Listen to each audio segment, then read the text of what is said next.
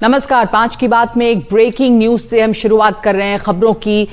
सरकार ने श्वेत पेपर टेबल कर दिया है। श्वेत पेपर के में लोकसभा में वित्त मंत्री ने श्वेत पेपर रखा है और इसमें पिछली सरकार जो सरकार उन्हें 2014 में मिली थी उसके जो उस समय वित्तीय स्थिति थी इसके बारे में चर्चा है। यूपीए सरकार के कार्यकाल पर ये श्वेत पत्र आया है। तो जो पिछली सरकार है उस पर ही व्हाइट पेपर लाया जाता है और श्वेत पत्र के 3 हिस्से हैं। यूपीए के 10 सालों पर एक हिस्सा है, दूसरा हिस्सा यूपीए सरकार के भ्रष्टाचार और घोटालों पर है और तीसरा हिस्सा अर्थव्यवस्था के पुनर्निर्माण पर है। यूपीए के कार्यकाल को लेकर सरकार ने संसद में श्वेत पत्र रखा है। वित्त मंत्री ने सदन के पटल पर रखा है। वित्त मंत्री निर्मला सीतारमण ने ये व्हाइट पेपर प्रेजेंट किया है और इसके ऊपर बहस जो है, आज सिर्फ ये टेबल किया गया है, इसके ऊपर बहस जो है वो कल होगी। एनडीटीवी के पास ये आपको हम व्हाइट पेपर के शॉर्ट्स दिखा रहे हैं। एनडीटीवी के पास इस व्हाइट पेपर की कॉपी जिसमें ये दिखाई दे रहा है कि क्या क्या इसमें बातें लिखी हुई हैं। इसमें शुरुआत में ही लिखा गया है कि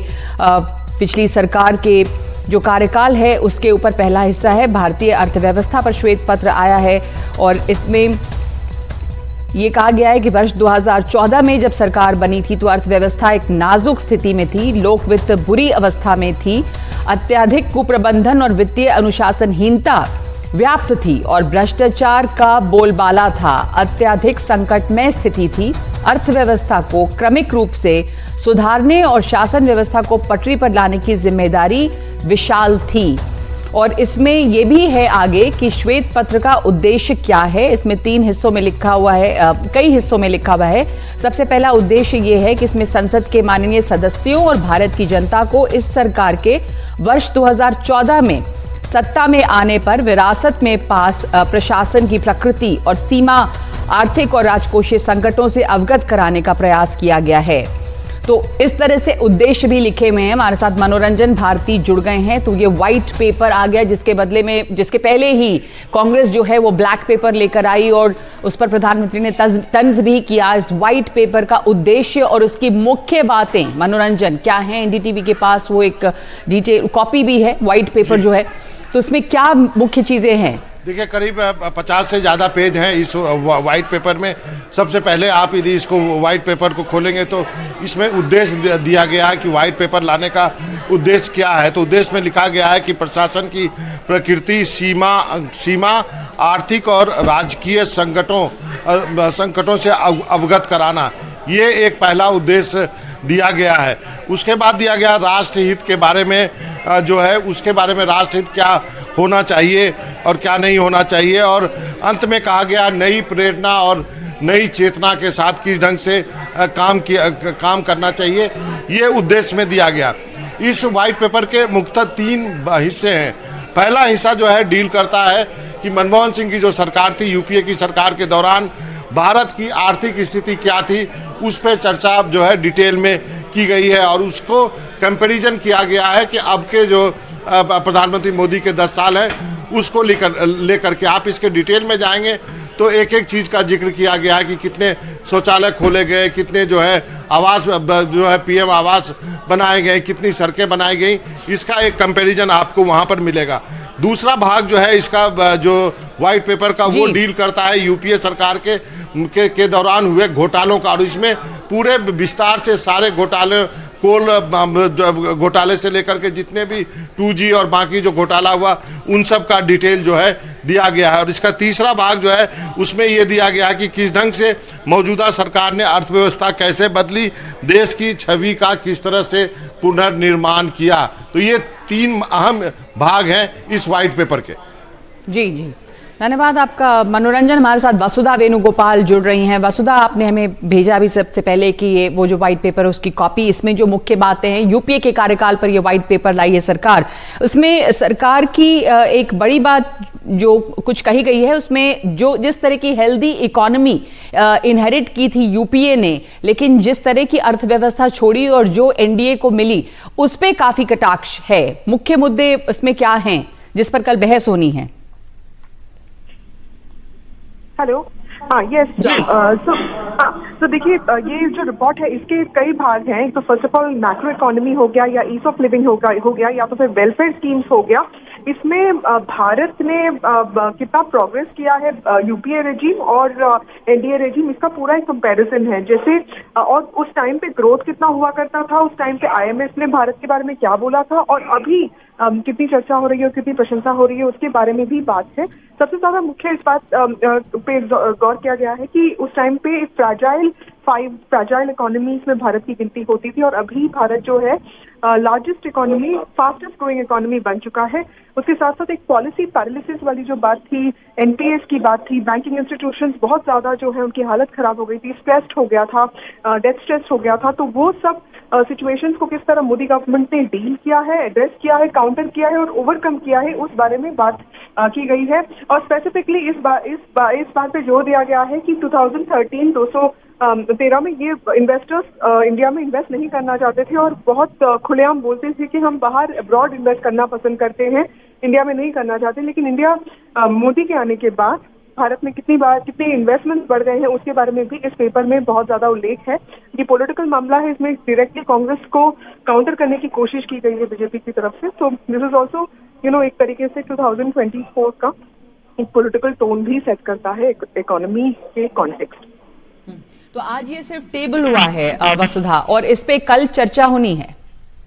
आज से टेबल हुआ है और कल जो है इस पे चर्चा होगी, और इस पे जो है चर्चा कल होगी, और इसमें एक बार सेशन को इंक्रीज भी किया गया था एक दिन से। तो ये चर्चा जो है वो कल होगी।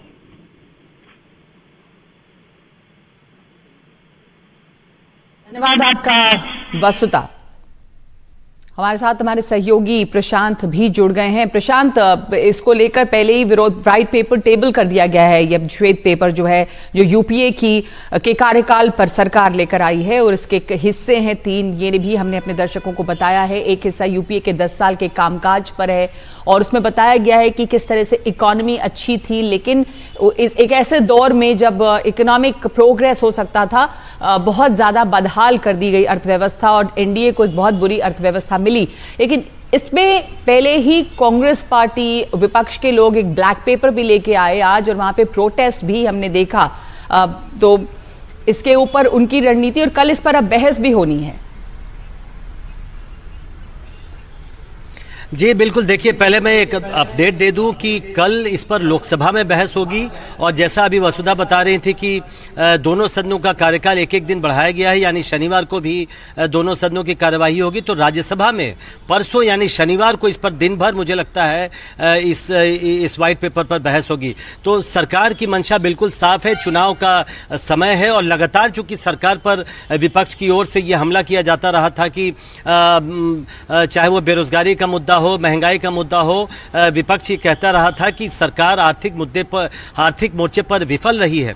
तो अब सरकार ने अपनी मंशा बिल्कुल साफ कर दी है। उसने एक तुलनात्मक एक रिपोर्ट पेश कर दी है कि यूपीए के 2004 से 2010 के बीच में क्या हुआ, और 2014 से 2024 के बीच में जिस तरह की अर्थव्यवस्था यूपीए सरकार छोड़कर गई थी, 2014 में मोदी सरकार आने के बाद उसको पटरी पर लाने के लिए क्या क्या कदम उठाए गए, उसका कितना फायदा हुआ। और इसमें इस रिपोर्ट में, हालांकि बिल्कुल अभी प्राथमिक स्तर पर हम लोग प्राथमिक तौर पर इस रिपोर्ट को देख पाए हैं नगमा, आप समझ सकते हैं कि बहुत लंबी रिपोर्ट है, लेकिन इसमें आगे क्या क्या सरकार करने वाली है, मुझे लगता है उसका भी एक लेखा जोखा इस रिपोर्ट में दिया गया है। हम लोग आगे इसमें और देखेंगे।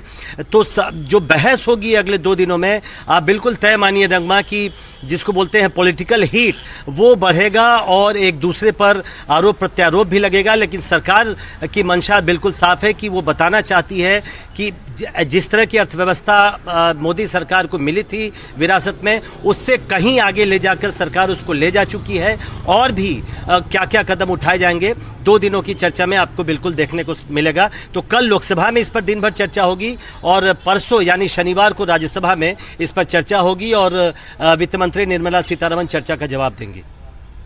जी धन्यवाद प्रशांत। हमारे साथ राजीव रंजन भी जुड़ गए हैं, हमारे सहयोगी।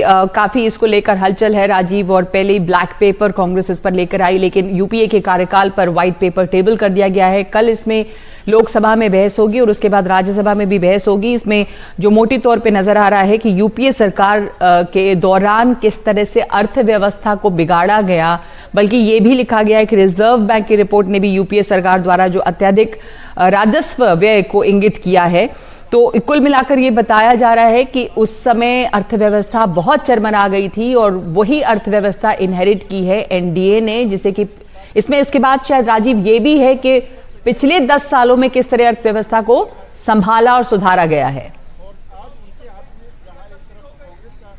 बिल्कुल सही कह रहे हैं और यही बात बीजेपी बार बार कह रही थी। बीजेपी का ये कहना था कि हम श्वेत पत्र जो है तभी लेकर आए हैं जब कांग्रेस लगातार ये आरोप लगाती रही है, एनडीए सरकार पर आरोप लगाती रही है कि हमने अर्थव्यवस्था की हालत खराब कर दी, महंगाई बढ़ गया है, बेरोजगारी बढ़ गया है, दूसरी कई सारी समस्याओं के लिए वो एनडीए को जिम्मेदार ठहराते रहे। तो एनडीए सरकार ने सोचा कि चलिए चुनाव सामने है, चुनाव सामने आ रहा है तो हम आपका जो कार्यकाल है 10 साल का जो यूपीए सरकार का कार्यकाल है उसका एक पूरा लेखा जो होता है, कच्चा चिट्ठा जो होता है, हम श्वेत पत्र के जरिए रखें और इसके जरिए दिखाने की कोशिश की गई कि यूपीए सरकार के दौरान जो है सरकारी अर्थव्यवस्था का कितनी हालत थी। महंगाई जो थी उस समय डबल डिजिट में था, आज महंगाई जो कंट्रोल में सिंगल डिजिट में है। तो इस तरह से तमाम चीजें बैंकिंग व्यवस्था को दिखाया गया, अर्थव्यवस्था की बात की गई और यह भी दिखाया गया कि आज दुनिया के जो भारत की जो अर्थव्यवस्था है वो 5वीं सबसे बड़ी अर्थव्यवस्था बन चुकी है। और यूपीए सरकार अगर इस रफ्तार से बात करते तो यहाँ तक पहुंचने में ही और कई साल लग जाते।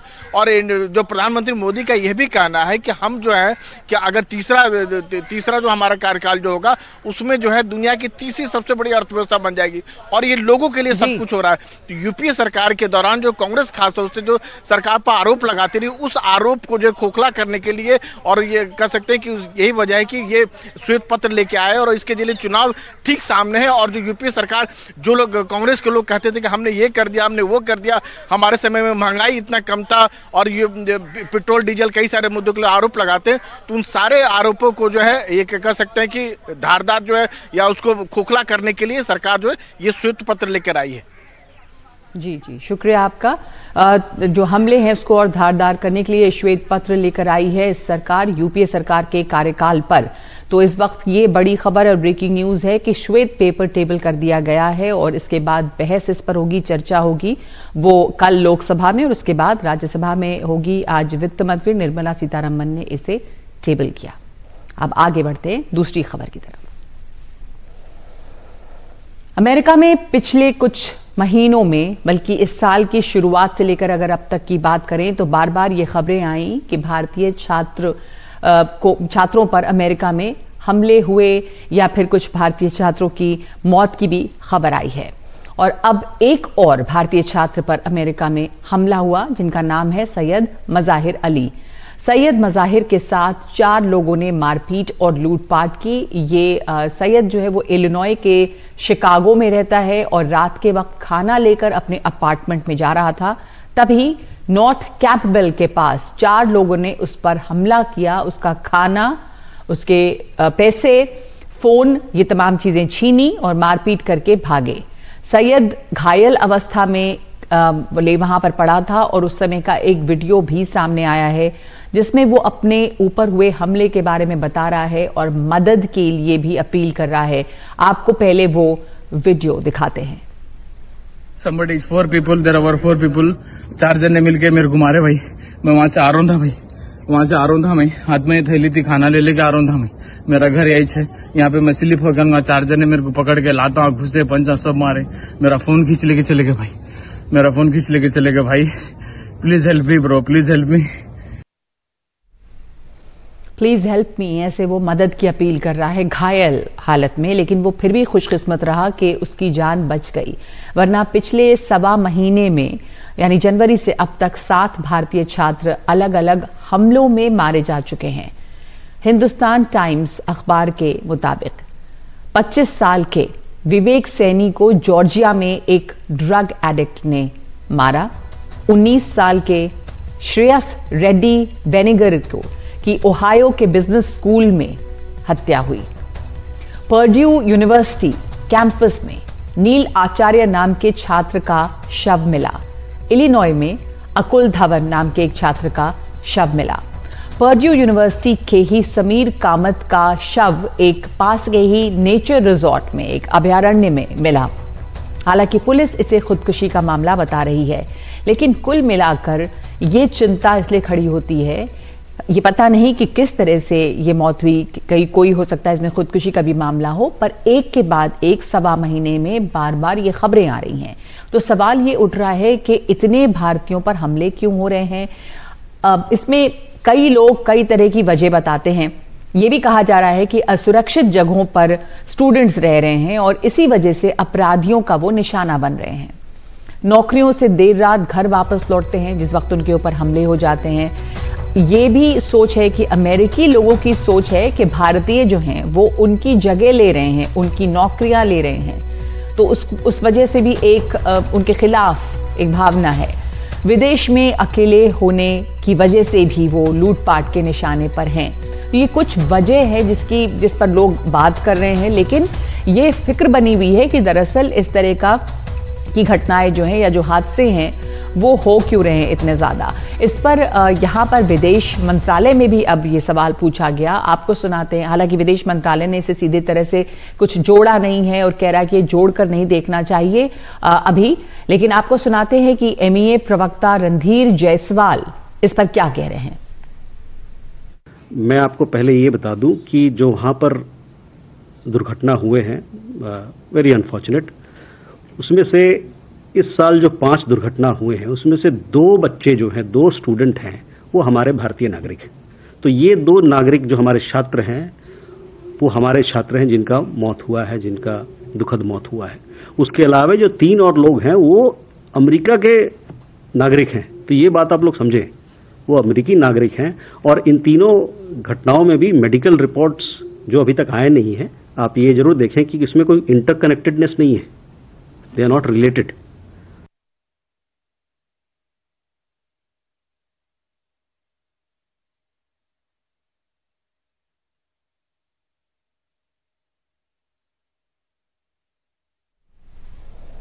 हमारे साथ इस समय जुड़ रहे हैं US इंडिया कम्युनिटी फाउंडेशन के चेयरमैन डॉक्टर भरत वरई और साथ साथ डॉक्टर राज भयानी हैं जो आपी चैरिटेबल फाउंडेशन से जुड़े हैं।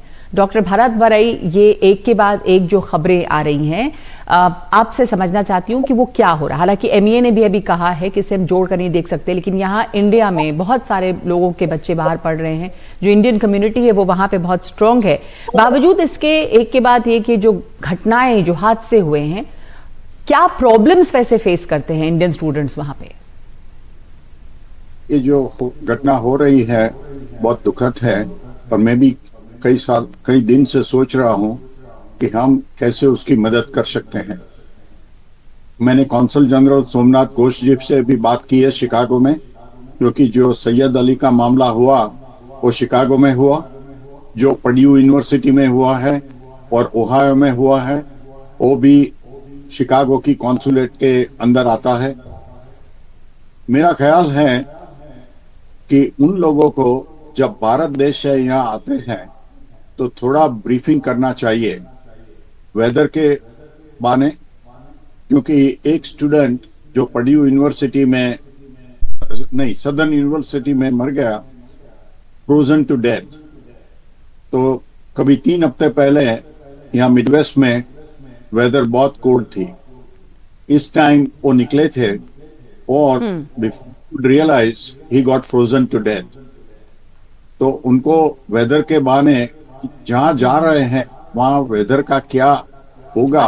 आपने सही कहा कि कुछ तो इस तरह की ब्रीफिंग होनी चाहिए, जहां जा रहे हैं वहां पे लोकल कंडीशंस क्या हैं, तमाम चीजें।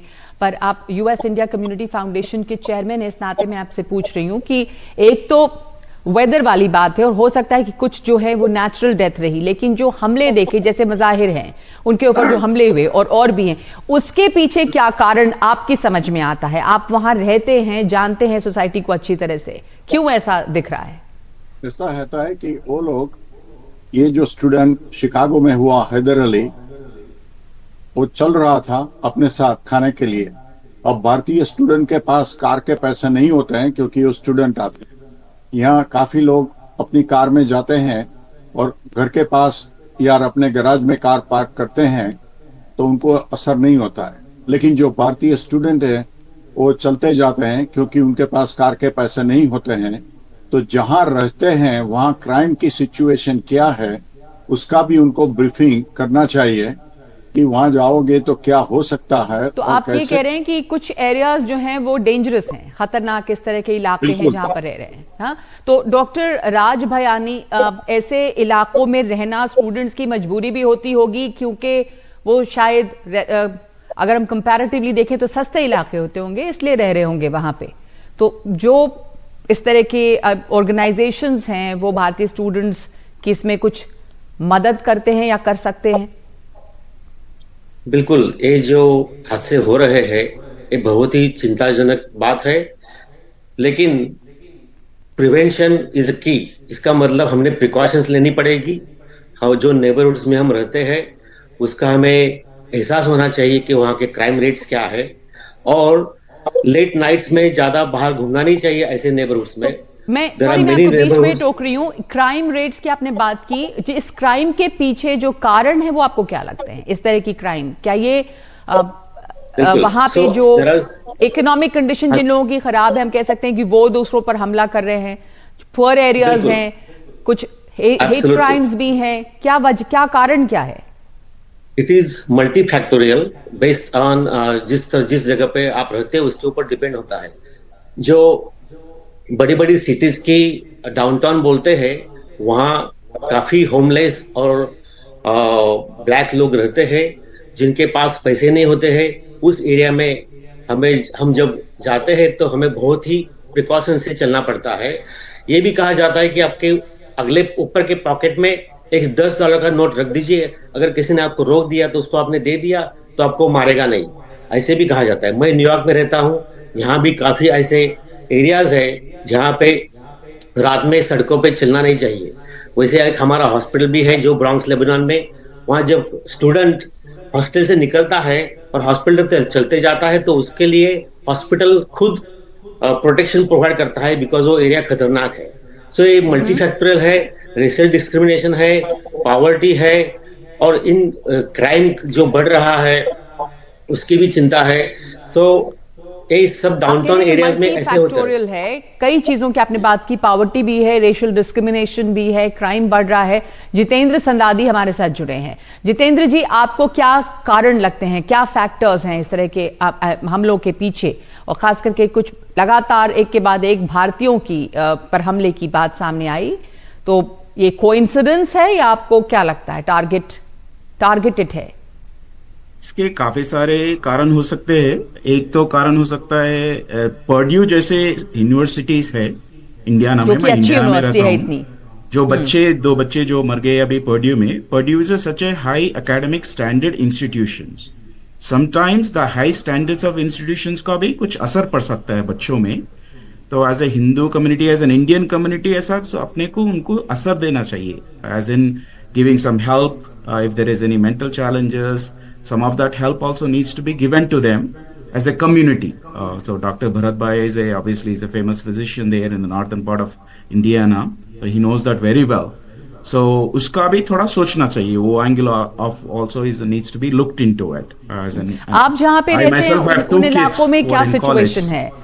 जितेंद्र जी, आप जहाँ रहते हैं, आप किस इलाके में रहते हैं और वहाँ क्या सिचुएशन, जैसे इंडियन स्टूडेंट्स कहाँ पे रहते हैं, क्या प्रॉब्लम्स फेस करते हैं, आप लोग उनको किस तरह से हेल्प कर सकते हैं?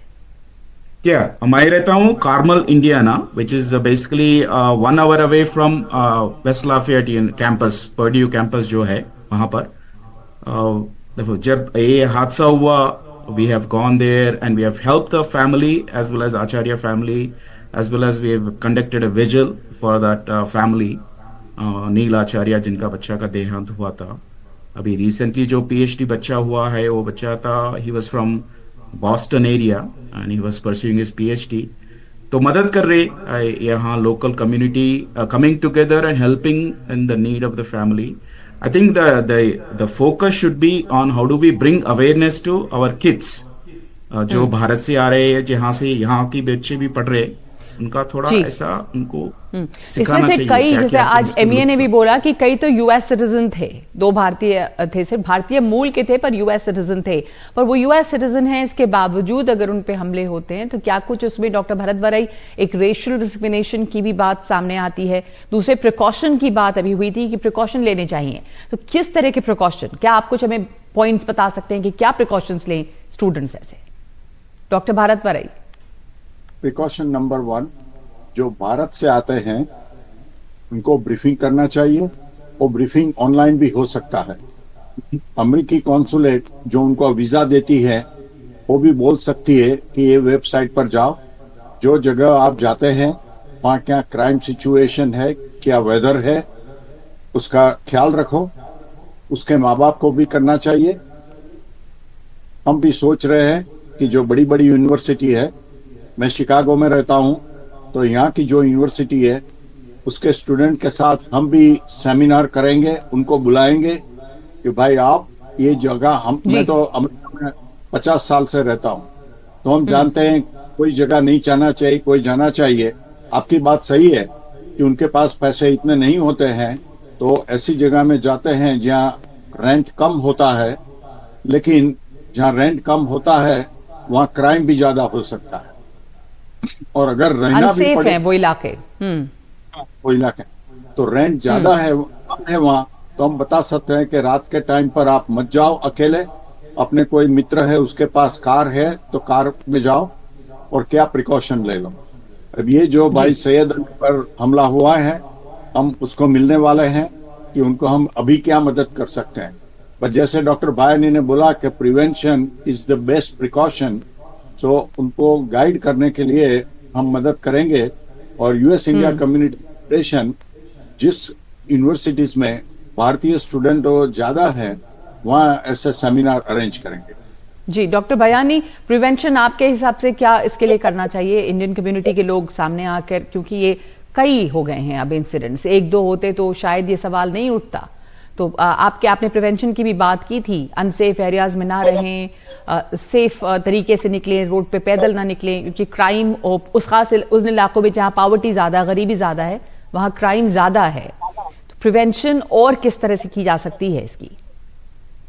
बिल्कुल, I think most of the points are covered. Main thing is the education and self awareness, and at the same time उन्होंने दूसरे जो लोग बच्चे उस एरिया में है उनसे फ्रेंडशिप बनाओ, और उनके साथ अगर जाना ही पड़ता है रात में अकेले तो किसी को साथ में लेके जाएंगे तो भी वैसा भी कर सकते हैं। Also we can have the Indian families mentor them, कि वो फैमिली का नेटवर्क बनाए जी। और हम I am also part of the Hindu student council, तो हिंदू स्टूडेंट काउंसिल हर एक यूनिवर्सिटी में हमारी हिंदू स्टूडेंट काउंसिल भी है। So we are also will be very active to educate the students as soon as they come in. बिल्कुल educate करना, उनको aware करना और उनकी मदद करना, उनको बताना कि क्या क्या खतरे हैं। पर जितेंद्र सन्नादी, आखिरी सवाल आपसे कि क्या आप इसे हेट क्राइम के तौर पे देखते हैं या सिर्फ एक क्राइम है और इत्तेफाक कोइंसिडेंस है कि ये भारतीयों पे हमले हुए? अभी हेट क्राइम का अब मानेंगे तो I mean as a society we are at a very such a divisive, especially in US में जो चल रहा है अभी हादसा उनका, but these जो ये हादसा जो हुए पर्ड्यू में, तो वो hate crime नहीं था, that was not an hate crime situation, but our kids do face discrimination in the campuses. As I said, our kids do face discrimination at the hands even in high school too. I have 2 kids, both are in college, so I have seen that happen. But अभी जो हादसे हुए, I don't think that was related. बिल्कुल सही कहा आपने कि हम इसे हेट क्राइम में भी नहीं इसको कैटेगराइज कर सकते, लेकिन हाँ भेदभाव जरूर नजर आते हैं। उसके लिए प्रिवेंशन, उसके लिए सावधानियां बरतना बहुत जरूरी है। आप तीनों का धन्यवाद, जितेंद्र जी, डॉक्टर भरत बराई और डॉक्टर राज भयानी, आप तीनों का धन्यवाद हमारे साथ जुड़ने के लिए, हमें बताने के लिए कि जो इंडियंस वहां रह रहे हैं अमेरिका में, उनकी इस पर क्या सोच है और क्या वो सलाह देंगे। एक ब्रेक ले रहे हैं, ब्रेक के बाद आपको दिखाएंगे राजस्थान के गंगापुर में 100 फीट गहरे बोरवेल में गिरी एक महिला।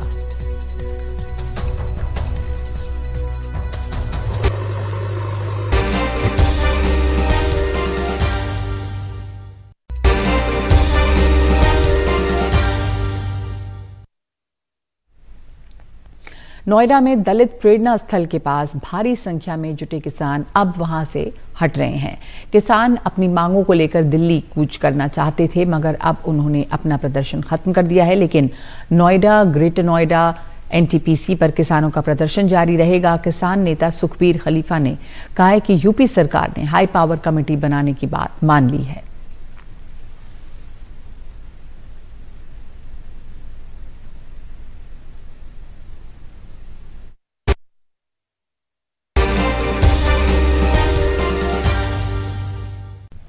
तो संसद में आज कई सांसद रिटायर हुए। इस मौके पर प्रधानमंत्री ने अपने वक्तव्य में कहा कि ये विदाई नहीं है।